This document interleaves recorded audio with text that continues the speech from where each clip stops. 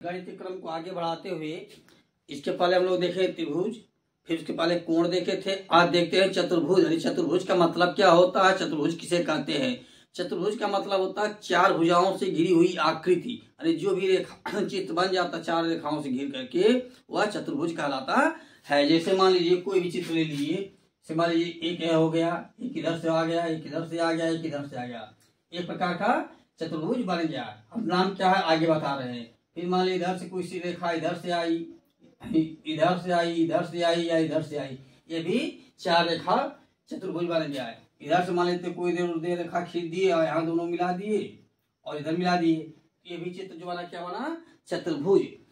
तो कहने मतलब होता है कि चार रेखाओं से जो भी आकृति बन जाती घिर करके वह चित्र जो कहलाता है चतुर्भुज कहलाता है। इसके बाद में चतुर्भुज के सभी कोणों का योग जो होता है 360 डिग्री का होता है।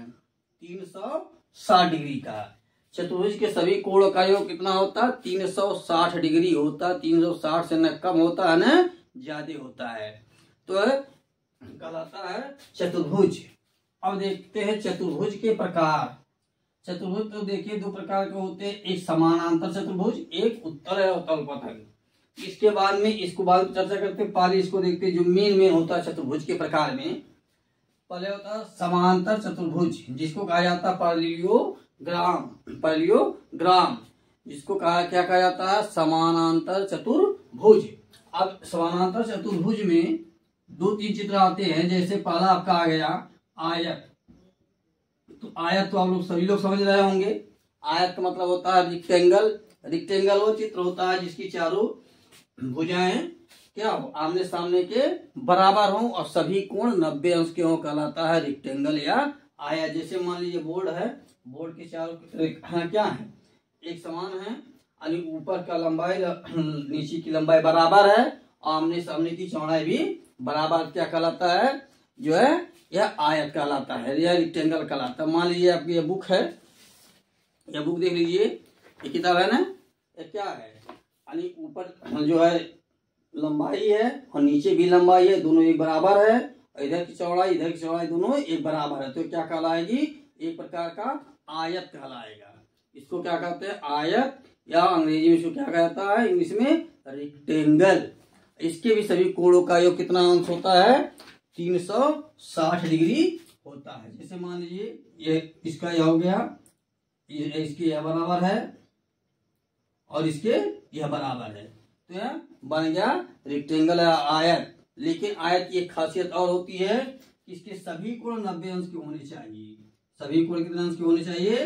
90 अंश के। यानी एक कोण 90 अंश का होगा तो कितना होगा? 360 9 चौक 36, 360 डिग्री का होगा। अब इसके अंदर एक चीज और आता है जिसको कहा जाता है डायगोनल। जैसे मान लीजिए अब इस कोने से लेकर के इस कोण से लेकर इस कोने तक हम मिला देते हैं, तो क्या कहलाता है? इसको कहा जाता है अंग्रेजी में डायगोनल और हिंदी में कहा जाता है विकर्ण। विकर्ण क्या करता है? आयत को दो बराबर भागों में बांट देता है, विकर्ण। अंग्रेजी में कहा जाता है डायगोनल। अब ये देखिए, यदि इसको देखेंगे ध्यान से तो हमारा क्या बन गया? त्रिभुज बन गया। एक त्रिभुज यह बन गया, एक त्रिभुज यह बन गया। इसमें कितने प्रकार कितने बन गए? दो त्रिभुज। और एक त्रिभुज का योग कितना होगा? तीन भुजाओं का 180। इसमें दोनों दो बने हैं त्रिभुज, एक है और एक है, तो 180 और 180 मिलकर कितना हो गया? 360 है। अन्यथा वैसे भी आप इसको एक चित्र मानेंगे, जब आयत मानेंगे क्या बनेगा? ये 360 का चित्र बनेगा, तो यह आयत कहलाता है। अब आयत के बाद आता नंबर स्क्वायर, जिसको वर्ग कहते हैं। इससे तो आप लोग सभी लोग परिचित होंगे कि वर्ग का मतलब क्या होता है। वर्ग का मतलब होता है इसके भी चार रेखाएं होती हैं, जो है इसके भी चार कोण होते हैं, लेकिन इसकी खासियत है कि इसकी चारों रेखाएं यानी चारों भुजाएं आपस में बराबर होती हैं और सभी कोण कितने होते हैं? 90 अंश की। एक कोण जो है 90 डिग्री का होता है, चारों जो है 90 डिग्री के होते हैं। तो यह कहलाता है वर्ग या स्क्वायर। अब इसका भी विकर्ण देखते हैं। यह भी विकर्ण क्या करता है? दो बराबर भागों में बांट देता है। अब जब यह दो बराबर भागों में बांटता है तो क्या बनता है, ये भी दो त्रिभुज बन जाता है। इसमें देखिए एक समकोण त्रिभुज ये बन गया, एक समकोण त्रिभुज यह बन गया, और यह भी विकर्ण कहलाता है। इसमें भी दो विकर्ण होते हैं जो एक कोने से दूसरे कोने तक जाते हैं, उसको कहा जाता है विकर्ण। विकर्ण क्या करता है, उस चित्र को दो बराबर भागों में बांट देता है। फिर जो वर्ग के बाद क्या आता है, समानांतर समचतुर्भुज। समचतुर्भुज अंग्रेजी में इसको कहा जाता है रोम्बस। क्या कहा जाता है, रोम्बस।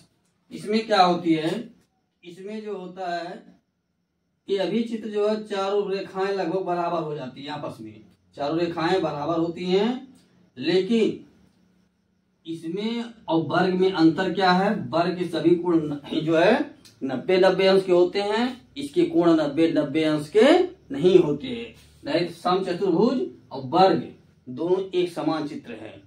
फर्क कितना है कि वर्ग के सभी कोण 90-90 अंश के होते हैं और समचतुर्भुज के सभी कोण 90-90 अंश के निर्धारित नहीं होते, किसी भी डिग्री के हो सकते हैं। लेकिन यह दोनों रेखाएं जो लगभग बराबर होती है, आपस में बराबर होती है, तो क्या कहलाता है, जो है समचतुर्भुज या रोम्बस। इसके भी सभी कोणों का योग 360 डिग्री ही होता है। हमने पहले बताया कि चित्र चतुर्भुज किसी भी प्रकार का होगा तो उसके सभी कोणों का योग कितना होगा, 360 डिग्री होता है। एक कन्फर्म होता है, उससे नहीं 359 होगा, 361 होगा। फिर उसके बाद आ जाता है समलंब, जिसको हम लोग क्या कहते हैं, ट्रेपिजम। क्या कहते हैं इसको, ट्रेपिजम।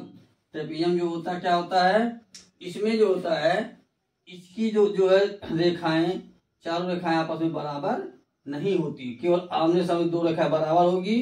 यह कम होगा तो यह ज्यादा हो गया, या ज्यादा होगा तो यह कम होगा, यानी जो है एक दूसरे से कम रहेंगे, समान चित्र नहीं होंगे, यानी समान रेखाएं नहीं होंगी, तो क्या कहलाता है, ट्रेपिजम या समलंब कहलाता है, समलंब चतुर्भुज कहलाता है। अब इसके बाद चलते हैं, देखते हैं चतुर्भुज की अगली कड़ी में आता है उत्तल चतुर्भुज, जिसको हम कहते हैं पतंगाकार, या जो पतंग जो बनता है आपका पतंग जो बनता है वो उत्तल चतुर्भुज कहलाता है या कॉन्वेक्स कहलाता है। यह देखिए पतंग का चित्र बना हुआ है, यह क्या हुआ है, ये प्रकार की त्रिवाणी, यह दो रेखाएं आपस में बराबर है और यह दोनों रेखाएं आपस में बराबर, इनमें भी जो है आपस में एक दूसरे रेखाएं बराबर होती हैं, लेकिन खासियत यह है कि इसके सभी कोण 90 अंश के नहीं होती हैं। यदि चारों रेखाएं आपस में बराबर है और 90 अंश के कोण बन जाएं तब तो बन जाएगा वर्ग। फिर उसके बाद आता है अवतल चतुर्भुज। अवतल चतुर्भुज क्या कहलाता है, कॉनकेव क्वाड्रिलेटरल, यह कॉनकेव क्वाड्रिलेटरल कहलाता है। कॉनकेव क्वाड्रिलेटरल में ये प्रकार का त्रिभुज बन जाता है, यदि इसको यहाँ सब मिला देते हैं तो हमारा त्रिभुज का काम कर जाता है। ये प्रकार का त्रिभुज बन गया, यानी दो त्रिभुज हो गया, जिसको हम लोग ले लेते हैं किसमें, यह कोण किस आकार का होगा, जब हम बृहद कोण नापते हैं रिफ्लेक्स एंगल, तो हमको इसी तरह से चित्र बनाना पड़ता है, क्योंकि रिफ्लेक्स एंगल 180 से अधिक होता, 360 से कम होता है। जब 180 से होगा तो उसको हमको 360 में से घटाना होता है। जैसे मान लीजिए 210 अंक बनाएंगे तो 210 में हम घटा देंगे 360 में से, कितना बचा, जो है 0 और यहाँ बचा 5 और यहाँ बचा 150। जब 150 का कोण बनाएंगे, कोण बनाने के लिए सबसे पहले होता है क्या कि हम एक रेखा खींच देते हैं, चांद रखते हैं या प्रोटेक्टर रख देते हैं, तो 150 अंक का कोण बना लेते हैं। जब 150 अंक का कोण बनाएंगे तो यहाँ तक जाएगा। अब यहाँ घेर करके हम यहाँ लिख देंगे 210 डिग्री, तो ये उसी तरह से घेर करके यहाँ बनाया गया ऊपर। यह कहलाता है क्या, कॉनकेव क्वाड्रिलेटरल या उत्तल चतुर्भुज। तो चतुर्भुज यही मेन प्रकार के होते हैं, इसी पर जितने भी सवाल बनते हैं सब बनते हैं। कभी कोई आयत पूछता है, कभी वर्ग पूछता है, कभी समांतर चतुर्भुज पूछ लेता है, कभी समलंब चतुर्भुज पूछ लेता है, कभी उत्तल कभी अवतल। तो चतुर्भुज की परिभाषाएं हो गई, चतुर्भुज कितने प्रकार के बता दिए हैं, इसको ध्यान से देख लीजिए, एक बार दो बार देख लीजिए, आपको समझ में आ जाएगा चतुर्भुज किसे कहते हैं, चतुर्भुज कितने प्रकार के होते हैं। कैसा भी चतुर्भुज होगा उसके सभी कोणों का योग 360 डिग्री होता है। तो चैनल को लाइक शेयर सब्सक्राइब इतना कर दीजिए जिससे लोगों को और फायदा हो जाए, और एक बार तो लाइक जरूर कर दीजिए। रिपीट कर लेते हैं। समांतर चतुर्भुज, आयत, रेक्टेंगल, वर्ग, स्क्वायर, समचतुर्भुज, रोम्बस, क्या चित्र है, समलंब, ट्रेपीजम। उसके बाद उत्तल चतुर्भुज जिसको कहा जाता है पतंग, यानी काइट के आकार में जो होता है वो पतंग कहलाता है, या कॉन्वेक्स क्वाड्रिलेटरल कहा जाता है अंग्रेजी में। फिर उसके बाद होता है अवतल चतुर्भुज या कॉनकेव क्वाड्रिलेटरल। इससे यानी इस वीडियो को शिक्षा मिल रही हो तो वीडियो को लाइक शेयर सब्सक्राइब जरूर कर दीजिए, और कुछ कमी रह जा रही हो तो उसको कमेंट करके बताइए, और इतना कमेंट कर दीजिए जिससे कुछ हमको मोटिवेट मिले, अच्छा मिले हो या खराब हो इसको बता दीजिए, खाए खराब बना है अच्छा बना है।